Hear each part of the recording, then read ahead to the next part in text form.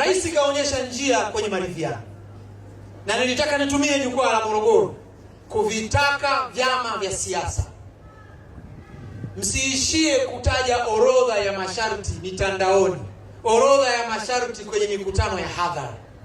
Njooni katika mazungumzo, itikeni wito wa nia njema ambao rais ameonyesha. Halafu mkisha kuja kukaa, yale mnayoyasema tunataka hiki, tunataka hiki, sasa mtayasema tukiwa tumekaa mezani, tunaulizana, wewe unamaanisha nini? Na maanisha hivi. Hii sheria inasemaje? Inasema hivi. Tupite njia gani? Hayo yanawezekana kuzungumzwa mezani, hayawezekani kuzungumzwa kila mtu yuko nyumbani kwao. Morogoro hoi! Morogoro hoi! Na vyama makini vya siasa haviogopi kuzungumza. Tulizungumza na CUF Zanzibar baada ya machafuko yaliyotokana na uchaguzi wakati wa hayati Dr. Benjamin Mkapa. Tukakaa, tukazungumza, tukapata muafaka. Leo ule muafaka ndio umezaa serikali ya umoja wa kitaifa Zanzibar. Muafaka ule ndio ulizaa mabadiliko ya katiba ya Zanzibar. Juzi tulikuwa na shida na ACT. Wamekaa wazee, ACT wakaja, Chama cha Mapinduzi wakakaa, wamezungumza na wamefika mahala pazuri pa kupata muafaka. Siku moja mahakamani nilimsikia Bwana Tundu Lissu, mwenyekiti wao. Tundu Lissu alisema hivi: endeleeni na kazi ya kujenga chama, nisiwakute nilipowaacha. Alikuwa anawaambia viongozi wale wa Chadema, kwa sababu wale wanaendelea. Sasa anawaambiaje nisiwakute nilipo? Maana yake anawaambia kama kuna mchakato wa maridhiano, nendeni mezani mkazungumze.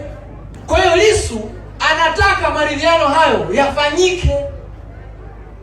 Sasa hao jamaa hawaelewi. Wao wameng'ang'ana tu majukwani. Wameitwa Ikulu tarehe 30, wamegoma kweli. Sasa sio wanafurahia mwenzao yuko jela mule. Njoo mezani. Nchi haijengwi kwa malalamiko peke yake. Nchi inajengwa kwa mazungumzo, kwa kukaa mezani. Morogoro hoi!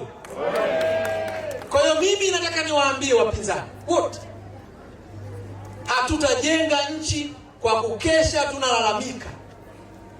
Hatutajenga nchi kwa kukesha tunaweka masharti kwenye majukwaa ya kisiasa. Wanasiasa wakomavu hawaogopi kukutana, hawaogopi kukaa mezani. Waje mezani.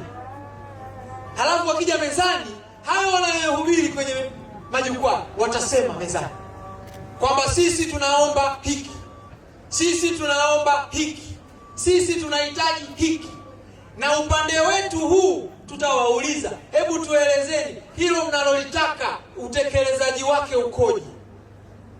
Mtatufafanulia. Huyo mnayesema aachiwe, tumwachie vipi?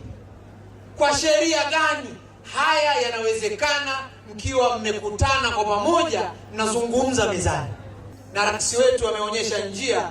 Tarehe 30 mwezi uliopita amewaita vyama vyote Ikulu Dar es Salaam kuweka msingi wa kujenga nchi yetu na msingi wa kujenga maridhiano. Piga makofi kwa Rais Samia.